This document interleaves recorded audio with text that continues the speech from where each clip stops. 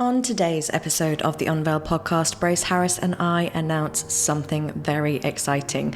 We are launching our Unveil Academy, and the first year of our coach training curriculum will begin this September. So all of the first half of this podcast is a deep discussion about how we came to that decision, all the details of the course itself, and more information about what you can expect from the Unveil Academy going forwards. We then segue into a conversation about listening. How do you listen to yourself? How do you really listen to others? What happens when you truly listen versus what happens when you're really listening to what the other person is saying or truly desires?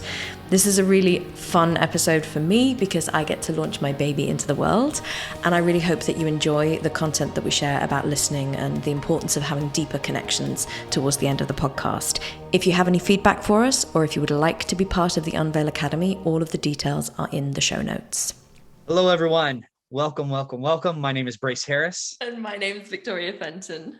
And we are Unveil. Or are we anymore, Brace? Oh, that's a very good question. We're also quite giggly this morning, it seems. Good energy, a lot of exciting energy. Yes. Ms. Victoria, would you care to elaborate for our lovely studio audience? Yes. All the people who are not with us live, because we did just try and do an Instagram live yet again, and it didn't really work. So yes, we can do some updates. So this podcast today, we are going to get to some kind of content, but probably not in the first little bit, simply because we have a lot of things occurring in the Unveil world. Yes. And many of you, par for the course as we move through everything. And wonderful. Everything gets more specific, a little bit more grand and exciting. There's so much potential. Nice retelling of Victoria is freakishly fast and changes everything so quickly that he's had to develop this attitude of, okay, yeah, huh? Well, I feel safe in it because I know you can do it. I know you, it's like, okay, we're going to change, but I know she can do it. So, if it was like, oh, we're going to scale Everest next weekend, I'd be like, oh, okay. And although this does seem Everest-esque, yes. Now that I've said it, I feel like you can get in shape extremely quick. Well, I hope so. I did say yesterday before we recorded this that I want to do everything by Monday. And then I sent Brace a text last night, which is like, I think I'm completely rebuilding this. So maybe not Monday. So when you listen to this podcast, there will be some stuff available, and I'll do my best to navigate you into what's around, and more will appear and materialize as I scale Everest, which is kind of what I'm trying to do. So let's stop just teasing and alluding to things. We're going to announce a lot of stuff on today's episode. Quite a lot of it actually isn't a massive difference to everyone kind of who's following along, who wants to participate, who wants to be in the Unveil world. It's almost definitions, and for us as a partnership, separating a few things out simply to make it cleaner on our end in terms of what we're doing and what fits where. So the observant of you will have noticed that I have been creating a ton more Instagram profiles and a little bit more stuff that's been happening. So from the company perspective, Brace and I are the founders of Unveil Enterprises, which is our parent company and is going to become our parent company. But as that segues down into what we are actually doing in the world, we are dividing our one-to-one professional services and our training courses and essentially our academy. So what you will notice is now in existence, and we'll tag everything in wherever you found this, so show notes or Instagram posts or whatever. So what's now in existence is the Unveil Academy, which was kind of around before, but is just going to be all of our training, which we're going to talk about in much more detail on this podcast, and all of Brace and my one-to-one work and more, and there's a lot more to come from this segment of it, is going to go under a brand that I created a while ago, but we're bringing it back. And so all of that is going under what is going to be known as the Alethea Group. Now, you don't need to know how to spell Alethea, because I have been in my brain debating on how to spell it for you all. So I bought all the domains, and I'm going to direct them all to the right place, because I'm insistent on having the proper Greek spelling because I'm British. So it felt almost like sticking pins in my eyes to just spell it the American way for a bit. So everything that we do will still look very Unveil. For us, the clarity of allowing Alethea to take on the one-to-one stuff is really an energetic thing more than it's anything else. Because what it does is it allows us to divert all of our energy for training into the Unveil Academy. Now, we've also changed what we're going to be releasing this year. And the reason for that is because I listened, which is going to be the bigger topic for the podcast today. But what I essentially was feeling into is, what are we doing here? Like, what's the point of Unveil, really? Right. Like, what's it about? And it's become absolutely clear to Brace and myself. It became probably clear to people last week, if you listened to last week's podcast, which we've had some really lovely feedback on already, by the way. But it became really clear that what is being called out of me from the universe, however you want to phrase it, is the coach training certification that we have been talking about since the beginning of Unveil. It's been part of the rollout that was going to happen. And it's where I really get excited whenever we do like a little training session between the two of us, or I'm like writing a module of something and I'm like teaching on the topic. It is very much where I get really alive, and I'm like, this is so exciting, because I love teaching. I love being the person who can take these complex topics of coaching and all of those things and distill them down into what is essentially a great way of delivering this type of education to professionals within the coaching and healing spaces. And I think a lot of what's happening within Unveil Alethea at the moment is my own personal journey of me working out what I'm really on the planet for, which is why it's so complex. It's why it's so fluctuating. It's why I keep dragging Brace and going, we're going over here. And it's like, oh, really? So and I've been speaking about, Brace will attest to this, I've been speaking about our coach training certification since we first started talking about Unveil, haven't I? Very much so. Because that's ultimately where you kind of wanted to end up. And there wasn't necessarily, okay, when are we going to end up there? Is it going to be years from now? Is it going to be next week? Who knows? And so there has been a little bit more clarity around that birth. Right. Yes. And so to give a little bit more insight, and the link will be in the show notes for you to go and download what will be our curriculum brochure, which will be available by the time you are listening to this podcast. I don't know what the link's going to be yet, so I'm not going to give it to you, but it'll be like unveilacademy.com/something or other. Like, we'll work it out. She says with hope in her heart. And yet there will be a curriculum, there will be a sign up. So just so that you can get what the brochure is. But this is really the flagship of what the Unveil Academy is here to do. Our coach training certification is going to be a year-long training process for now. There are future plans. But for now, in the first year, it will last all year. There will be week breaks, and there's no kind of real need to be live for everything. But the way I'm structuring it is going to be modular in nature. So people can sign up to do the whole year and complete a set of coaching hours and complete all the homework, the assignments, be observed by us at certain times, complete exchanges with other students, go through the whole year of really intensive and immersive coach training. And that will include certain coaching techniques and modalities, but it will also include a couple of other things, which I'll come on to in a second. And going through the whole year, you will become an Unveil certified master coach, providing you complete all of the criteria for that.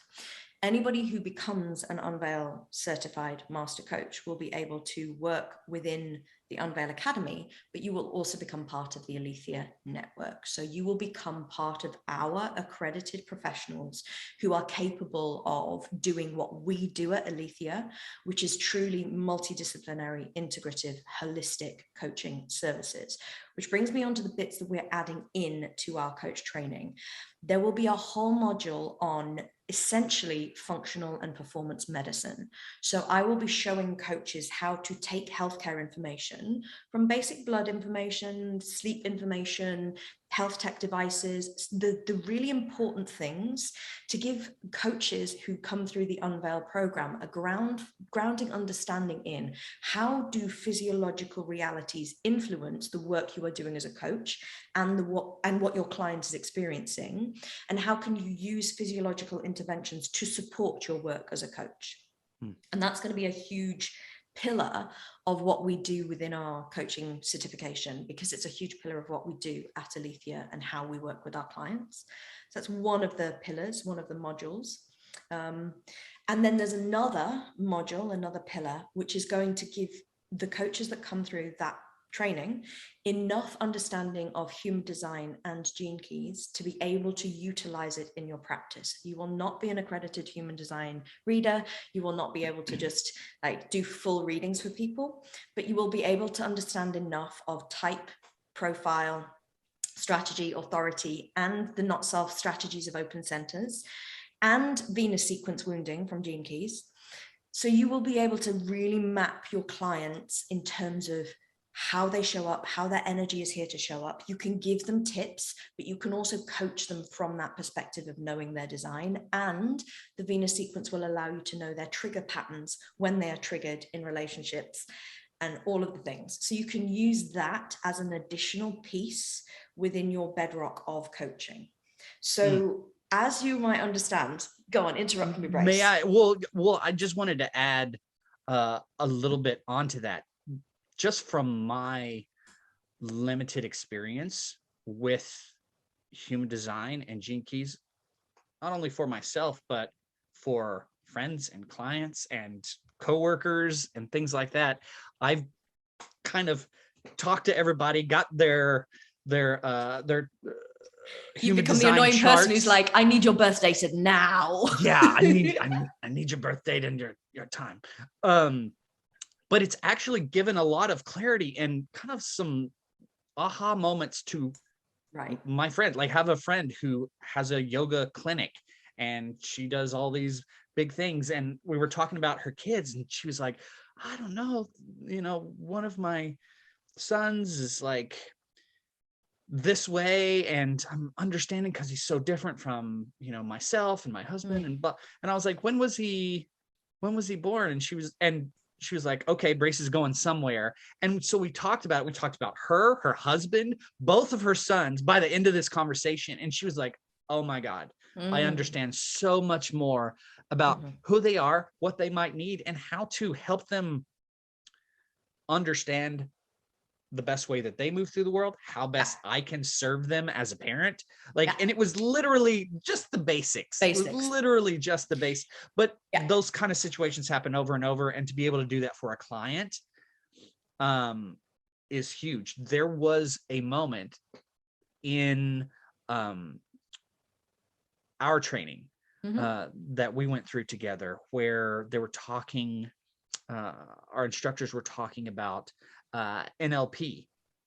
And in NLP, there is a strategy to figure out how people think, and you figure out how they think by literally what they say. It's like, I see it this way is like visual, or what I'm hearing inside myself is this. So it's like auditory, or I'm feeling this sensation is another way. And what you do as a coach is you communicate that way with them so that they can better get to the finish line of where they're trying to head in certain situations or thoughts. And human design does this, but on a much deeper, grander scale. I thought that was a great example. It just occurred to me. Okay. I'll let you go. It's great. And so What I've learned in my time is that I am a supremely holistic coach because I spent decades learning all of this stuff. But it's not necessary to have those decades if you have enough of the understanding and how to use it, which is really important. You can actually massively impact people with that kind of level of additional information. And we will teach NLP in the full year-long coach training as well. We have a whole pillar of NLP and mindset stuff, and we will teach those auditory visual stuff. The whole point being that a big part of our training, particularly towards the end of it, the end of this year, isn't just, oh, here's another toolkit and here's another toolkit. Oh, and here's another spanner that you might need. I have set aside time in our curriculum to do, how the heck do you use all of this in a session? How do you construct a session? How do you construct a container? How do you construct a package? How do you do it in a trauma-aware way? And I want to come back to that in a second. But also, how do you then, you've got all this like huge toolkit, and there are trainings out there and you can amass all the tools that you want. But how do you use them? How do you choose which one at each individual moment? So a big part of what we will show you is how to use your intuition. And when you don't have your intuition and you're not getting any read, you're going to have a roadmap of how to use the tools. And so I will show people within this training what I use human design for, and which clients it's great for, and which clients really resonate with it, and what to do when they're literally just wanting you to talk human design all the time, and how to pull them away from that, because none of these tools is enough. Like, I'm not just a human design reader, because human design can tell you a lot, but whenever anyone has a deep dive with me, one of my human design readings, ultimately the end result is not a human design reading. It's like a coaching session on a foundation of human design. And so having all of these bits and pieces allows you as a coach to really move with your client and what is coming up and is alive in that moment in time. Simply because if you're a coach and you're in the work, you'll know that you get those weeks where you may be trying to use your, I don't know, mindset stuff, and it's just not happening. And you get that session where you're trying to go into somatics and they're just not wanting to go there. And it's like, well, if you're a one-trick pony, you can only use one trick. And to people who have one tool, every client needs that tool. And I'm absolutely adamant that that's not how to create super effective, holistic, integrated coaches. So that's what will be the end result if you come through the Unveil Master Coach Certification training. Two things that I want to touch on. I don't know yet whether I'm going to be training people to be trauma informed through this coaching. What I can promise, and that's a terminology thing, and there is a very great distinction between trauma aware, trauma informed, and trauma trained. You definitely won't be trauma trained by going through this coaching. That requires absolutely expert specialist training, multiple years of training. Everything we do at Unveil and Alethea is trauma informed. We are very trauma informed as a practice, and we absolutely construct containers such that everything is trauma aware and trauma informed. To train people to do that is something that I'm just not sure I'm going to cover within this first year. I just don't know. I don't know how much we're going to be able to convey. So we're going to occupy that weird bridge of between trauma aware and trauma informed. And we're going to talk a lot about scope of practice, and we're going to talk a lot about what you are qualified to do during the training itself. That's one thing to say.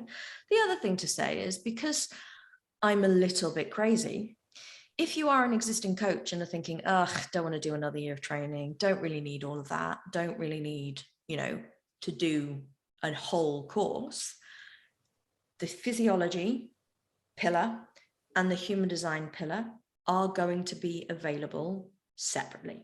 So if you are an existing coach and you just want to know how to bolt in some medical physiological knowledge into your practice, that's available separately, as is the module on human design.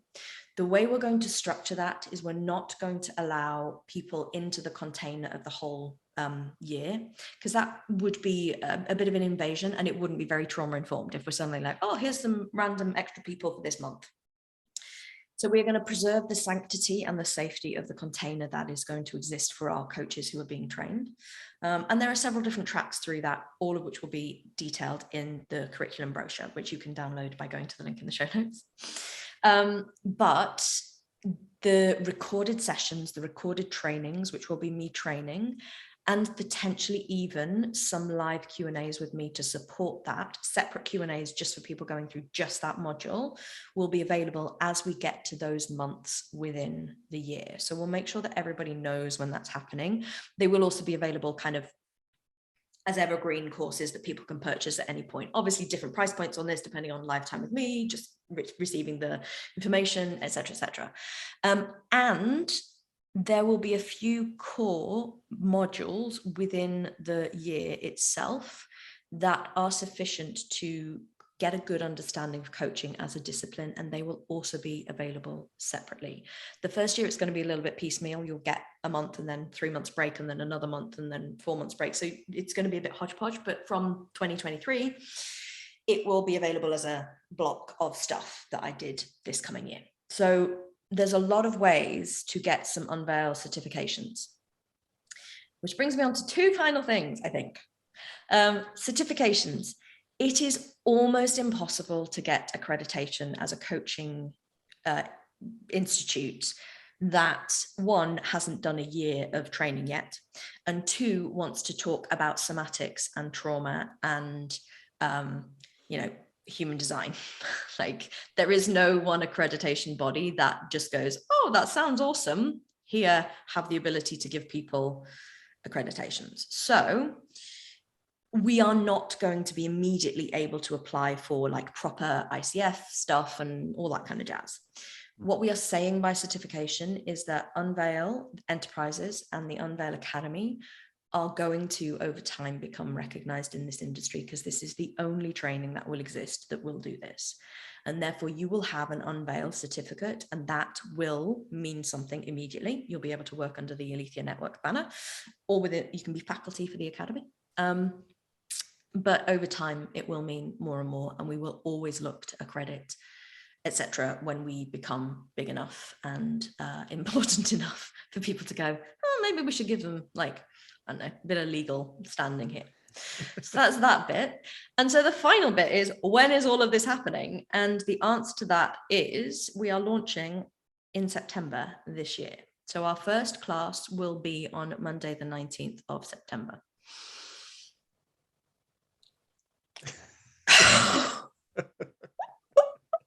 For those of you who are not on YouTube right now,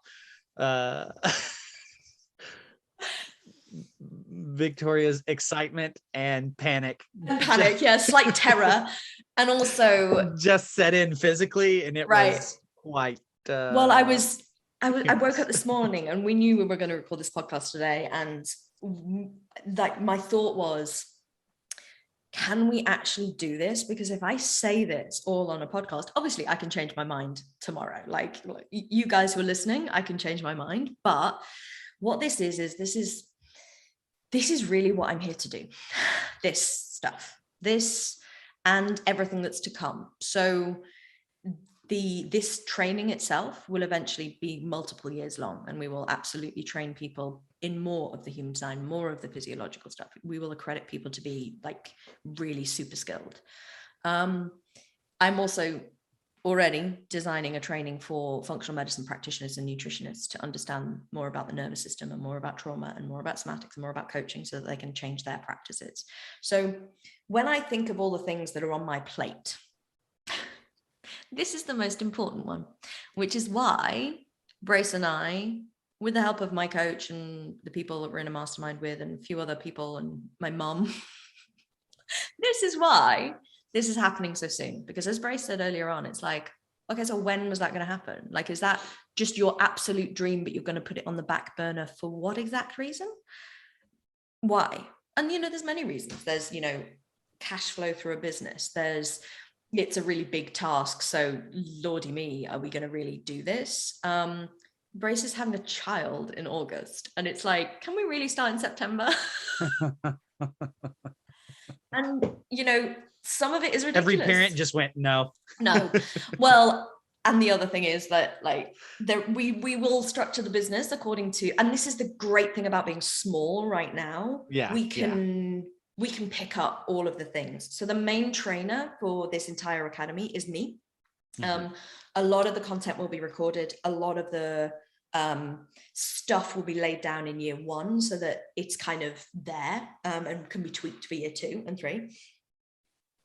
But I will be on all the live calls in year 1, which means that if Brace has child emergency / needs to sleep, we will have space and time for that. But that's the only year that that's going to happen. Like from year 2, providing Brace and his wife don't decide to have another child that quickly. Oh man. Also for people watching on YouTube or not watching on YouTube, Brace's expression. That's all you need to know about that story. Let's just have one first. We'll start one. Yes. Start with one. But yeah, so from year 2, Brace will take over as one of our lead trainers and will be able to be there and be much more visible. So if you want to get on board right now and spend time with me, and maybe even also be an assistant faculty member in year 2, so from 2023 to 24, now's the time to do this. And all of that. Well, and also we've just worked out I'm going to be in LA in September. So first week, we're going to be together and we're going to launch it together. And people are going to be able to see both of our ugly mugs. Session 1. Yes. Doing the welcome. Yourself. Come on now. Oh, dude, you're going to be this plus 3 hours of sleep a night by then. Right. So it, if nothing else, it should be very entertaining for everyone. Right. Yeah, like, come.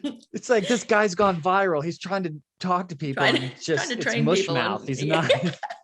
It's not even making sense. It's like TikTok memes, GIFs, whatever. Yeah. I'll be like, the parenting is real. Well, and it's interesting because what we've always said about your child, which is a bit weird to say this on the podcast, but we know because of the work we do that the children that you have, if I ever have children in the future, there is a difference for them than there was for us in terms of we are very aware parents, potential parents. And that is very interesting. So for me, it's just fascinating that your daughter's going to have like coaches around her and in her life from day 1, and not just coaches, but coaches coaching coaches. Like we're training people in these modalities, and I'm fully anticipating that she's going to be, I'm going to say this, there's a caveat sentence second. She's going to be a spanner in the works in the best of ways, because like she will allow us to see more, because children are reflections and mirrors there. So yes, so we get to have all the fun.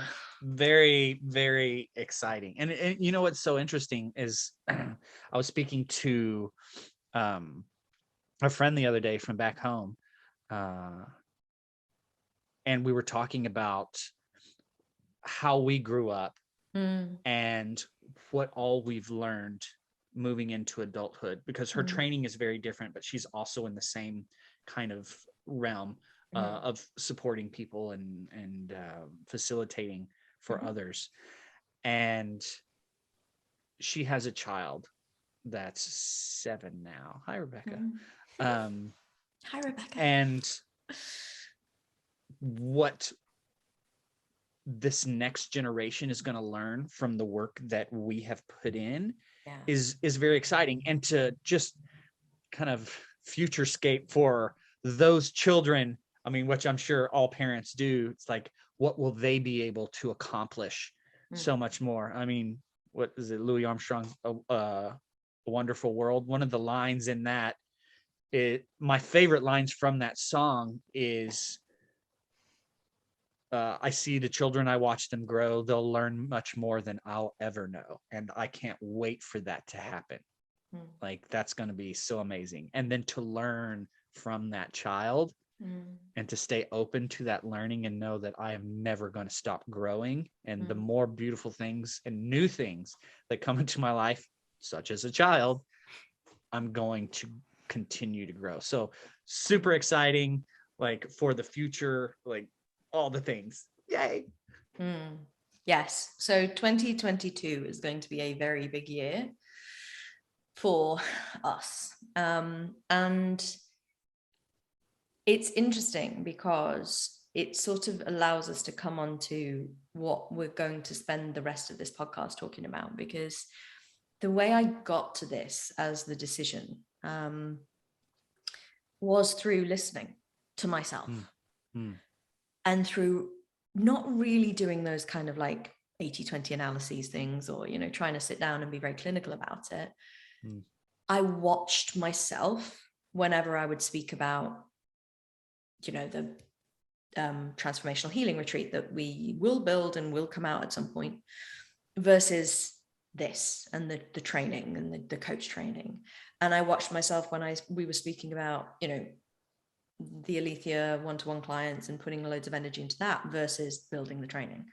And I just listened to every signal from my body, which included the way I felt inside, the way my kind of mood would like lift and pitch forward a little bit. There's a lot of somatic cues of like, I'm so excited. And then I heard myself say one day, it's like, I just can't wait to get there. And as I heard myself say that, I listened and thought, well, what am I waiting for? And if that's the thing that I'm really desperate to do, why am I filling this year with a load of other stuff that isn't really what's calling my spirit forward? And so that's where all of this came from, really deeply listening. And then today, when I was like, right, we need to record the podcast with the Academy updates, Brace came with, I've got an idea for a podcast. And it was all about listening. So why don't you share a little bit about where your headspace was? And then we want to talk about listening as a quality that is so rare because people don't actually understand what listening means. So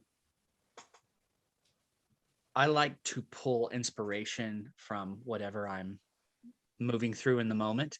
And the more that I've done this, the more easy and kind of fun everything has continued to become. And there was some stuff going on in my world, and somebody had come to me for advice, and I was like, okay, because they were having some tension with another person, and I was like, okay, let me hear what you need to say about it. And they got everything out, and I was like, it sounds like it really needs to be a conversation. And if you want to resolve, because the person who came to me definitely wanted to resolve their whatever was happening between the two. And I was like, ask them, give them the floor to say whatever they want to say, all that they want to say, and just listen to them. And this person was like, okay, but I know this person. And their natural reaction is to defend the way that they feel about everything. I was like, well, that's not listening. That's not listening to somebody with empathy and with compassion and actually seeing them. Listening, especially with empathy, is listening to someone's version of the truth without trying to implement your version of the truth onto what their experience is.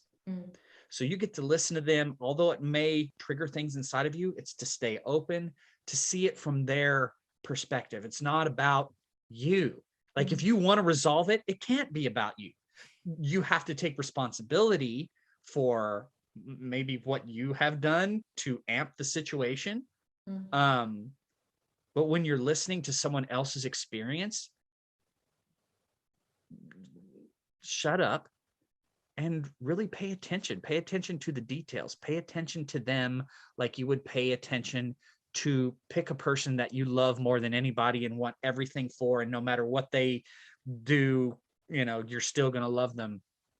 And take yourself out of it and sit in it with them and just be there for them. Even if their words may be aggressive toward you, it has nothing to do with you, really. It's them and their experience.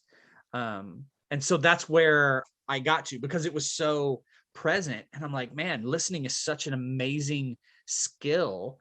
And if you pay attention, the people that you actually love discussing things and,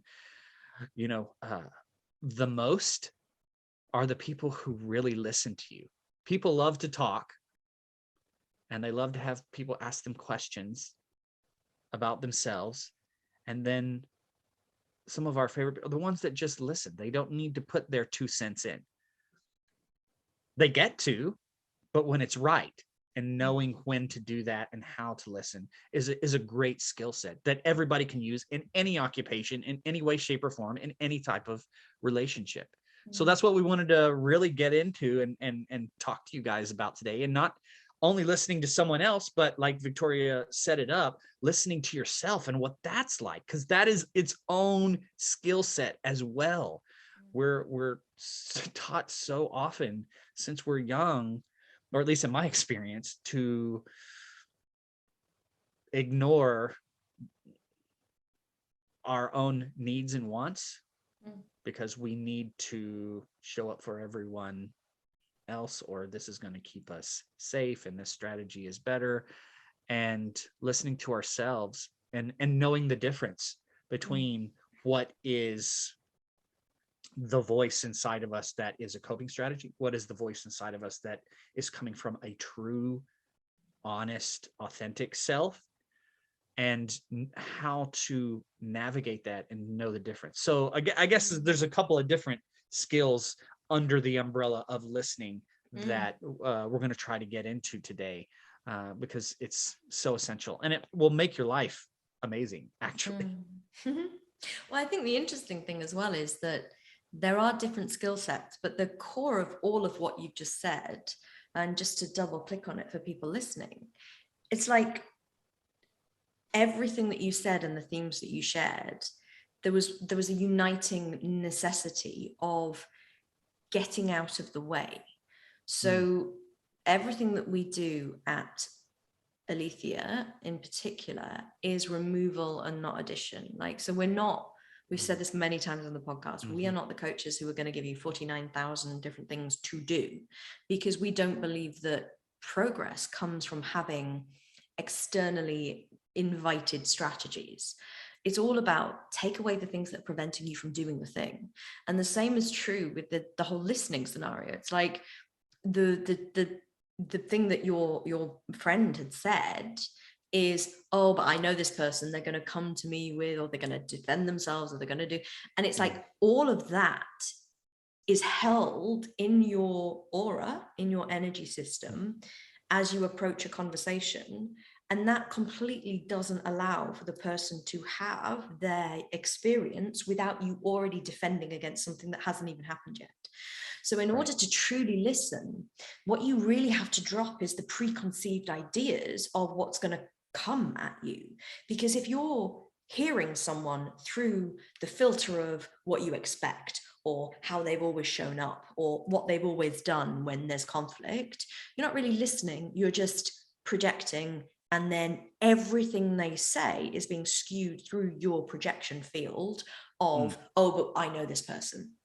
And that's like, the best example of this is the kid in school who's trying to change behavior, but because the teacher's like projecting onto them that they're always the naughty kid, that they'll always be singled out as the naughty kid, even if they're the one trying to do good stuff that day. And it's our projections come from our need for safety. If we automatically discount that other person before we get into the conversation, we feel safer. We feel like we've got one up on this scenario. But all of that doesn't allow the other person to show up, really. We're saying, oh, by the way, don't show up. Like, I know who you are enough to predict what you're going to say. So either I'm going to go at the conversation from this manipulative angle, or I'm not going to have the conversation at all because I can have it in my head because I know you well enough. And that's all really, it's just not helpful. Right. Yeah. It's not helpful. It doesn't resolve anything. Well, and if you really do want to resolve, or you really do love the person that you're talking about, having a whole historic inventory of the way they've shown up in conflict isn't helpful. because you don't give them the opportunity to change. And so often we said this on our change podcast. It's like, oh, will they ever change? And it's like, well, the first person that has to be able to help them change is the person who's looking at them, because if you approach them with projections, you're just never going to see anything, and they're going to always default to type, because that's all they can do, because even if they were radically different, you see them the same way anyway. Mm-hmm. Mm-hmm. And it's, for me, the whole listening thing, it's so interesting that you came to this as an actor, because one of the things about acting is you have to act listening. Well, you have to actually listen, not just be thinking of your next line, right?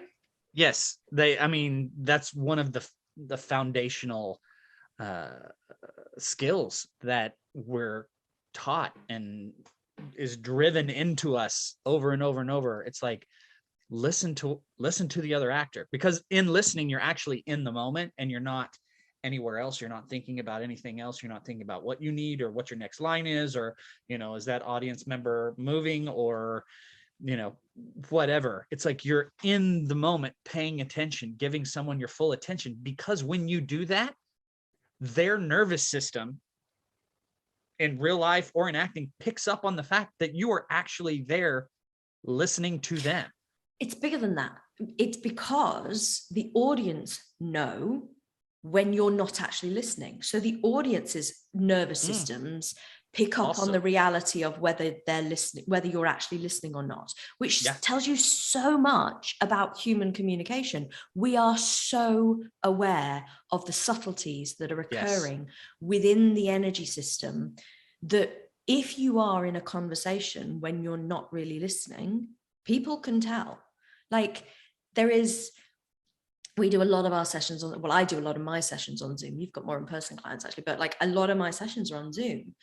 I'm not on Zoom on my phone looking at some screen in the background, because my clients would tell.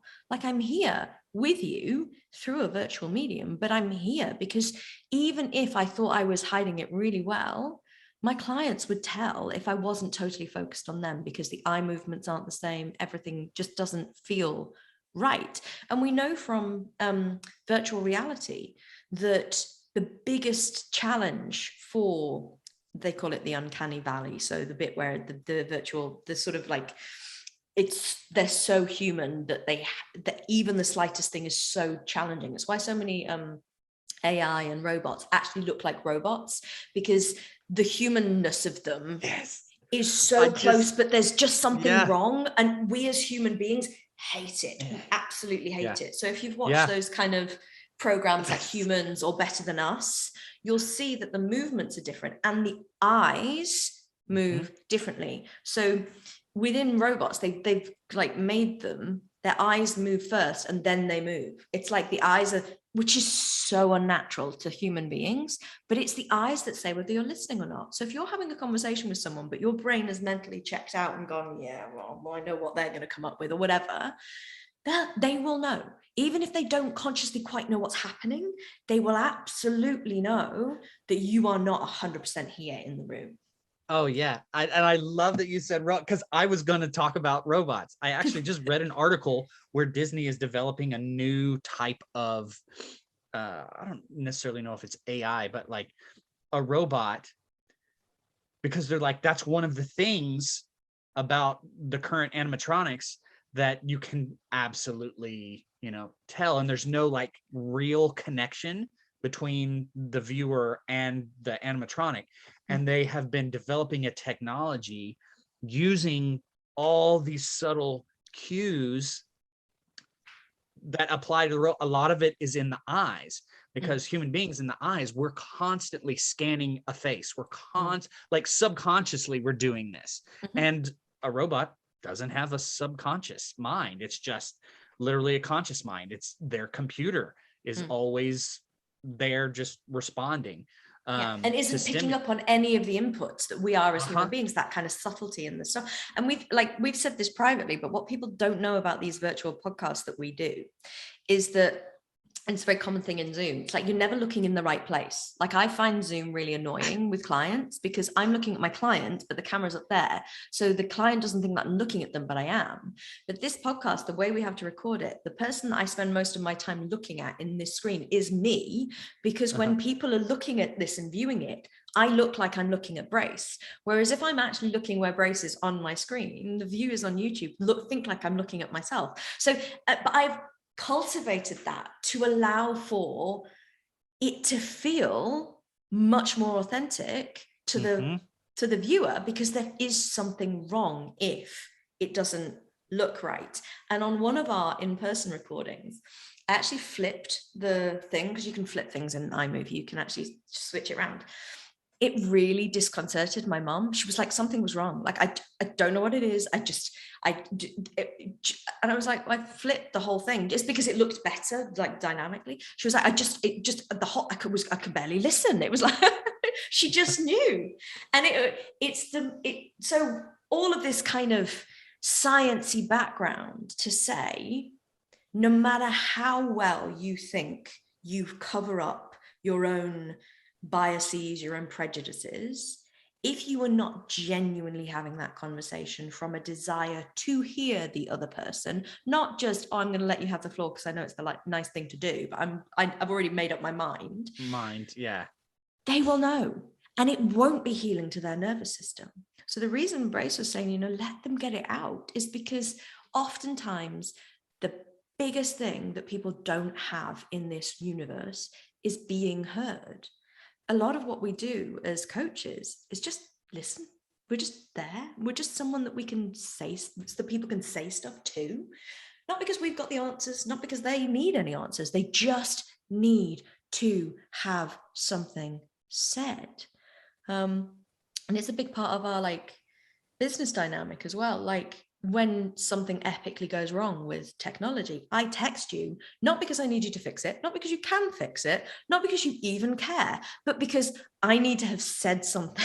I just need it out of me. And I remember when the biggest thing about having functional medicine practice is that as a medical professional, we're not spending 15 minutes with our clients. It's not, 10 minutes, tell me one problem, please. I'm not interested in the rest. Goodbye. An initial consultation with a functional medicine practitioner is like an hour and a half to 2 hours. It's your entire medical life history. There is more healing done in that session than anything else. And it's so lovely to be listened to. She says, talking relentlessly. Well, you're delivering a service. Oh. Thank you. Thank you for listening, Brace. Absolutely. Yeah. So, as far as listening goes, if someone is out there sitting saying, okay, I can see where I am guilty of this, already thinking about what I'm going to say back and, all that. What do you suggest be their first steps as far as setting up a scenario where they're going to be a good listener? Well, I like where you went earlier in terms of quotes, actually. So one of my favorite quotes ever it's from a philosopher, and I'm not going to remember who, sorry for anyone who needs references, but it's wisest is she who knows she does not know. And I think what we tend to do in life is we tend to feel like knowing and certainty is something we need to make us feel better. And I very early on had to cultivate this love of the unknown and not knowing. And I think it's that beginner's mindset that we talk about sometimes in coaching, and approaching things as a novice and approaching things as a child and approaching things as if we've never heard it before. If you can approach the conversation like that, prepare to be surprised, prepare for someone to completely override your preconceived ideas. It's like, be willing to know nothing as you enter into a conversation is a great way to listen. Because if you go in there with a big ego thinking I know all the things, you're energetically needing to assert your authority. So you need to have some of these tricks of and people don't like to have authority asserted on them. especially when they want to be seen. Right. And it's that interesting thing of like, if you say, oh, go on, then I'm listening, but you're not really listening and you're an authority, they're not going to really speak either. Like, it's not that they're going to say stuff and you're just not going to hear it. They're going to know it's not really a safe space. And you're actually doing people a disservice. So having that element of, I really want to know, like, it doesn't matter if it hurts, it doesn't matter if it's difficult, doesn't matter if it's going to feel like it stings me, because maybe there's something I need to know in there. We had a difficult conversation yesterday, and it was just like, it's always healthier to approach stuff from like, it doesn't matter what the other person is holding, I'd rather know than them keep secrets. And if you feel that, well, yeah, but if you really feel that, if you really go in with like, them lying to me is a worse outcome than them saying something nasty about me. And lying by omission is still lying. So you get to then just have honesty as the baseline. So at that point, your ego should go, oh, actually, I'd rather know the truth than be running around in life with this kind of false sense of comfort that's based on a lie, that's based on someone not telling me the truth. I think, anyway. And we talk about this in our course that we've built, and we will talk about it again in the coach training certification, which is very much like, you're not focusing on honesty and finding the wounds and all those kinds of things just because it's a nice thing to do. There is an absolute energetic cost to inauthenticity. It takes energy to be inauthentic, whereas authenticity is actually a much more flow state. Yeah. And if all this is resonating with you and you truly want to have these types of conversations where you listen to really find out what's going on and then come to a compromise together about how to work on that, you really have to show up in this very authentic, open, not taking anything personal kind of state. And that's not easy. It's not easy because they're so like, our egos are very powerful parts of us, and we don't like to hear bad things about ourselves or to feel certain feelings that may be true, may not be true. But you have to show up that way. You have to listen in that kind of state to really, really, really, really provide the space for someone to say what they need to say, regardless if they're right or wrong. Yeah, and it's also really relevant to say that you also have a right to be heard. So this isn't a one-way street. Oh, yeah. This isn't, I'm just going to show up and be the listener, because being the listener can be an ego identity as well. So it is this two-way street of, they get to say everything that they feel, and then you get to say everything that you feel. And I'm very much, and anyone who's listened to this podcast for a while will know that I'm not the kind of person that would say, oh, do you know what? You have to go away, get yourself centered, find some response space and get yourself really regulated, and then come back to the table. Because sometimes you have to be triggered, and you just have to react from a triggered place. So you learn something, the person listening learns something. So you get to choose whether you respond straight away or whether you go away and reflect. And there's no better, worse. There just is what happens and how you then deal with it. So if someone's truth affects you, one, it's likely that they're saying something which is kind of vaguely true because it actually has touched a nerve. But two, that's a rich territory for you to react and learn from your reaction, or walk away and get regulated and journal to find why you reacted or why you felt bad, and then come back and respond to them. But it isn't that, oh, you make space for somebody and they quote unquote win the argument. It's very much, this is a flaw for dialogue, and listening goes both ways. Yeah, this is not about winning. It's also not backing down, tucking tail, and allowing someone to run over you either. No, and also they'll feel if it's a false victory. Like everyone will have been in an argument where someone just goes, oh, okay, you win then, without meaning that. And it's, oh my God, it's the worst thing in the world. It irritates the life out of me when people are like, oh, okay, you win. Oh, well, if you want to be right. I'm like, Ooh. Now everyone knows how to really irritate Victoria. I don't know if you want to delete that part out of the, podcast. I'm also the never go to bed on an argument person. Like if there's content, we are talking about content. Like I'm not hanging on to it. So, but people are different. Some people really need space, and you would do well, particularly with the close people in your life, to work out their MO. So there's many different ways of referring to this, like rivers and islands or something like that, or dolphins, and I don't know. I can't even remember. But it's people who really want to talk it out right now, and people who are like, I'm going to go away and get some space and then I'll come back to the table. And knowing how your significant others in particular need things, and also knowing your wounding. So if you're someone who needs to walk away to get space, but your partner has abandonment wounding, you have to walk away and say, I'll be back in an hour, or I'll be back in 10 minutes. Right. You have to give them a finite ending and stick to it to make sure that it just doesn't end up in this ping pong game of triggering.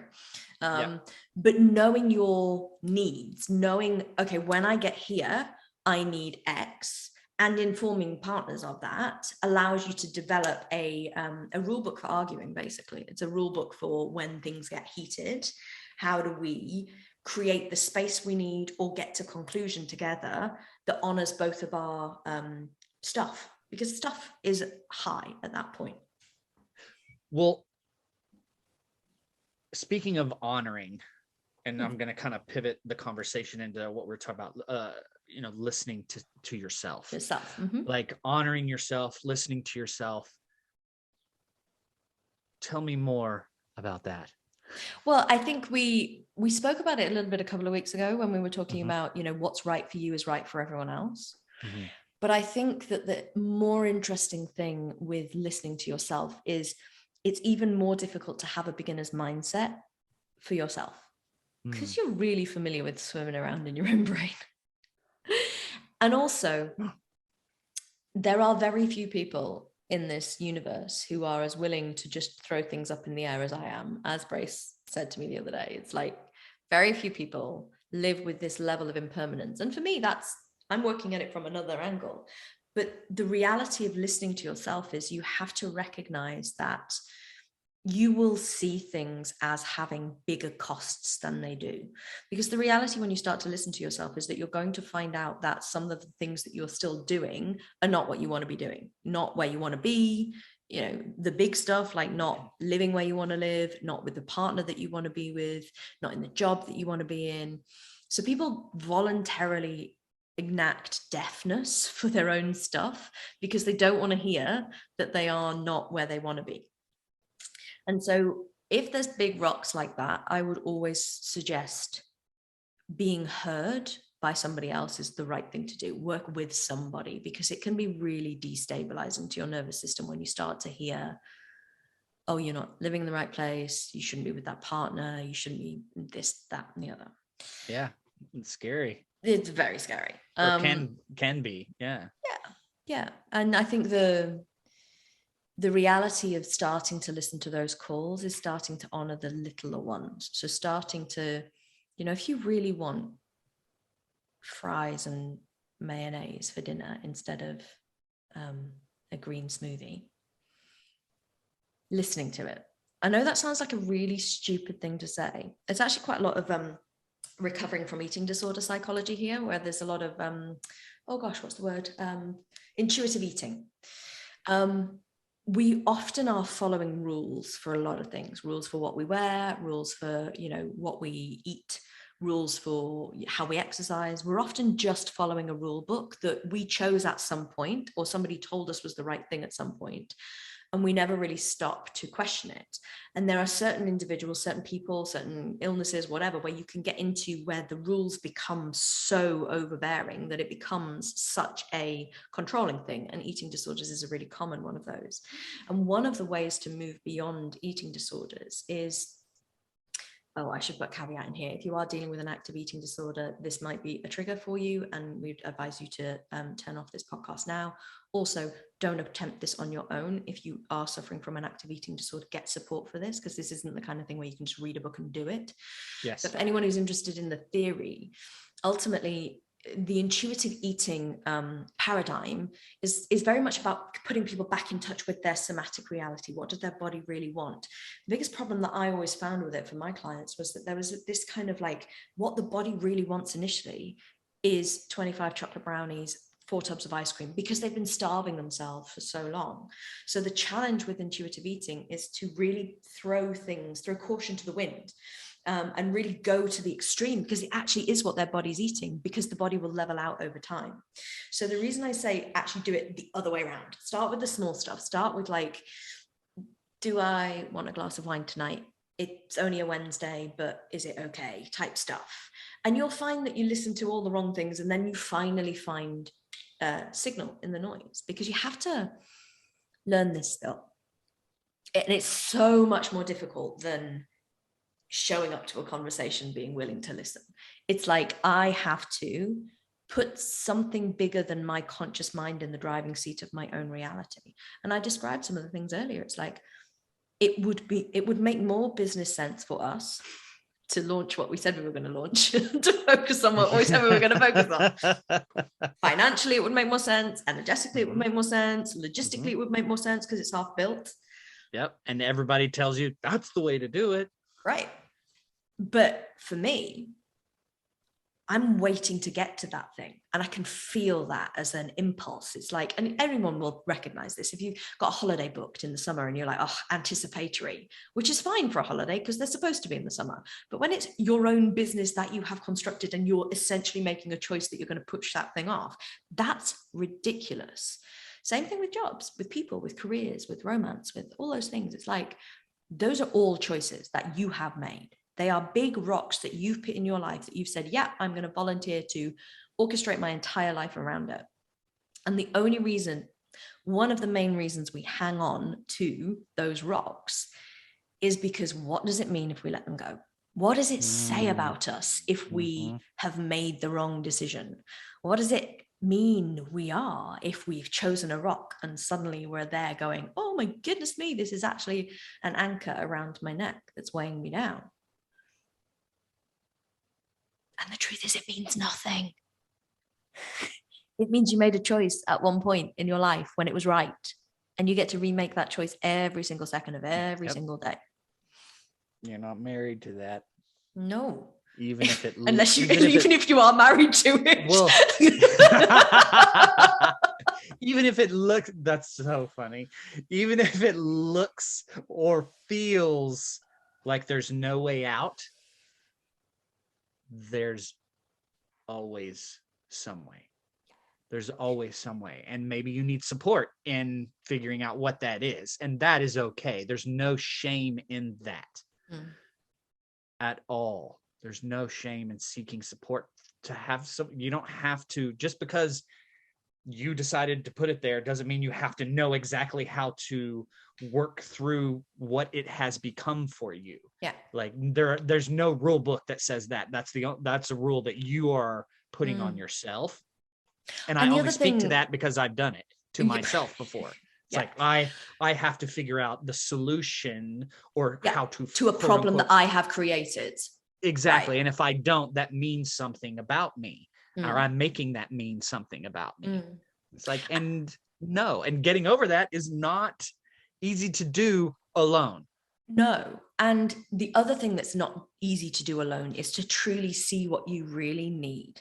Because oftentimes we're all filled with skewed perceptions and almost fatalistic doomsday stuff. So the tendency is much more likely to be throwing the baby out with the bathwater. There's the reason that expression exists, and is because you will feel the resistance, and your instinct will be get rid of everything in that thing, not what is actually true, which is there's this bit and this bit that doesn't resonate, but 95% of it does, but you need to change those bits. And that's really valuable to know just as a concept, because your instinct and your feeling will be like the whole thing is wrong. Whereas the truth is, it just needs re-examining so that you can actually identify which bits are wrong and which bits are right and all of that sort of stuff. And sometimes when we try to do this all alone, we will be much more kind of chaotic, haphazard, and hard lines. We will go, do you know what, that's just a no, I'm going to get out of it. And I have been guilty of that myself. It's been like, oh, the whole thing needs to go. And so what I love about our partnership is that, you know, every change that we've gone through, I've been through like a couple of days of like, everything is wrong. Oh, and then we get to the conversation and I'm like, I know that there's not the whole thing, but I don't know what I'm talking about. And there's this, and then there's this, and then there's this. And I just basically do a soliloquy. Aren't you all surprised, listeners?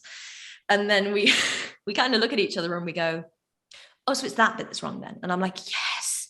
And I need Brace to have that clarity for us within this business, within what we're building. It's like, I absolutely rely on the ability to have the conversations, to be able to identify what of the chaotic soup of everything I'm holding is the bit that isn't aligned, is the bit that doesn't feel right, is the bit that doesn't feel like it's the right fit right now. And I wouldn't do it alone. Like, I would be stupid to do it alone, because I would make all these decisions from my kind of like, all of my stuff, including my fear, including my, you know, ego, including all the things. And it's only when you bring that into tribe and into community and family, and you go, do you know what, there's this entire thing, help me make sense of it. And you can actually make sense of it. And suddenly you get all of the icky wounding and the fears and the blah out in the conversation. And then the actual decision comes from a place of purity and not gunk that is in the way. Yeah. Yeah. Listen to yourself when yourself is saying, I probably should not do this alone. Listen to that part. Or I can't do this all alone. If you ever hear yourself say, oh my God, I can't do all of this on my own, nobody's saying you have to. Yeah. Or even if you're saying, if you're hearing yourself say, I can't, I'm not going to, listen to that as well, especially when it's something that you really want, but then there's this other part of you that's saying, I can't do that. Listen to that and listen to it the way we were talking about. Listen to that voice with that empathetic, compassionate, and it will lead you into asking a question. Okay, I hear you. That fear is real. Why do you think that fear is there, self? And then that part of you actually is being seen and can answer. And then you get to kind of work on that within yourself. And it's I like, think give yourself a break. Go ahead. Oh, sorry. No, I was just gonna say that's a really great point to like tie a bow on another like uniting factor for all of this listening. It's like, sometimes I think we think if we're going to listen or if we're going to speak to be heard, it has to be neat. We have to have rehearsed it, prepared it. I mean, how many people out there listening to this rehearse conversations in your head? Like, that's everyone. Me. Yeah. And it's like, like, we're not on stage all the time. You know, you're not performing. So you can approach the situation, and I've said this before, and I say it to all my clients, and I'll say it again, say the whole sentence. So if you're approaching a conversation and you're feeling nervous and anxious and like you don't know what to say, guess what you should start that conversation with? Oh, I'm feeling nervous and anxious and I don't quite know what to say, but let me start stumbling through it and let's see if we can get somewhere together. And that authenticity, the other person will hear that and they will lean in. Yeah, and you won't like fumble it and have like a prepared narrative that's just your kind of stress body going, this is what I want to say. You kind of are real and you go, I have no idea what's here, but if I start talking, then my verbal diarrhea will take over. I'm speaking for myself here, by the way, listeners, because this is exactly what I do. Isn't this what I do with us though, Brace? Yeah. Like, we start and I'm like, there's something here. I don't know what it is. And Brace always reassures me and goes, it's all right, I'm here. And he's patient and he lets me waffle for a long time and meander around the topic. And then we land on big stuff. And Brace and I are building a company and we're having massively challenging conversations and changing locations, changing directions. Like, the conversations we're having are pretty huge. Like, you guys can just have the easy conversations as well as the difficult ones. You know, you can debate about where you want your, I don't know, where you want your kids to go to school, or what you want to have for tea tonight. Like, you can bring that to the table because it's easier. You don't need to like have the like big life rock. altering. Yes. Yeah. By the way, are you happy with launching an entire course a month after your child is born, Brace Conversations? Which wasn't a question, listeners. I told him we were doing it. I didn't ask. Yeah, which is actually good for me. I was like, okay. Yeah. There are sometimes, right. And there are some times where I'm like, ask for forgiveness, not permission. I actually had a former employer who used that all the time, like that phrase. He's like, I'd rather beg for forgiveness than ask for permission. And I think it's a really good thing if you're an entrepreneur and working in the kind of so just for instance, Brace is going to do, depending on timing, Brace is going to do most of our induction calls for our academy students. And we had a conversation about what that call should look like. And there are going to be many ways to train and study with Unveil, many. And I said to Brace, you know, you have the absolute permission to give the recommendation that is right for that person who's on a call with you. The goal isn't to close people on the full year's training. The goal is to get them the training that they absolutely need. And I think it's that I would rather, as the boss of this company, give radical permission to my employees and my team members, rather than them thinking, oh, I need to ask for permission all the time. It's like, no, permission's sort of like implied. Empower people. Yeah. Right. I don't know how we got into that, but yes. So as far as listening goes, I feel like we covered it pretty well. Yeah. And if, again, our live studio audience, if there's no one here live by the way, anyone, like, right, just in case that was unclear. Like, all of our authenticity. I have the headphones just like... on, I have the mic. It's like, and the little imaginative actor within me is like, oh my God, you can't let this pass. Put on the announcer voice that you've never perfected. Integrity and honesty, and we're going to lie and pretend there's a real studio audience. Yes. Imagination is amazing. Yeah.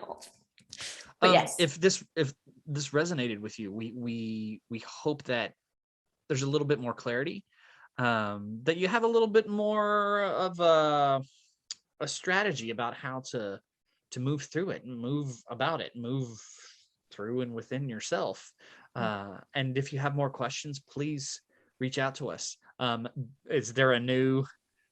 I don't know. We have so many new things. I'm like, over the time, Unveil Enterprises is going to sort of step into the background, simply because that's just going to be our parent company. So you can find us now. There will be Facebook pages, LinkedIn pages, and stuff like that eventually. But the Unveil Academy has a Instagram account where we'll start to put much more of the coach training stuff, the Unveil Academy stuff, all of the training, teaching, that stuff will start to go on the Unveil Academy. The Alethea Clinic group has a Instagram as well.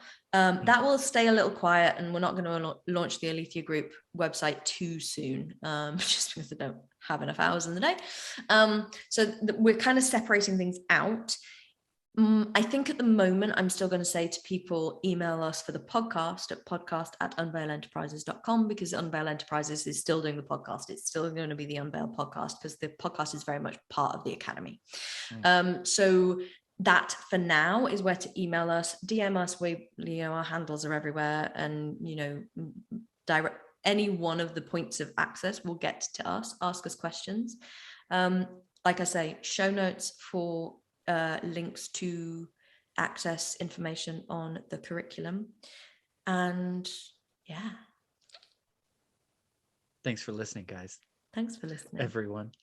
Yes. People, y'all, humans and robots. Thank you for joining us today, robots.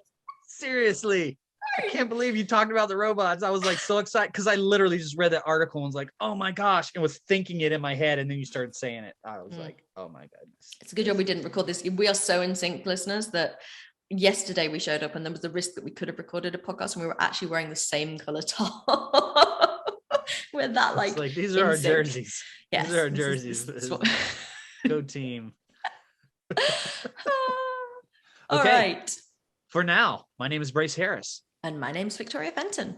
And we are still Unveil. Stay informed with all things Unveil. Sign up for the newsletter at unveilenterprises.com/sign up.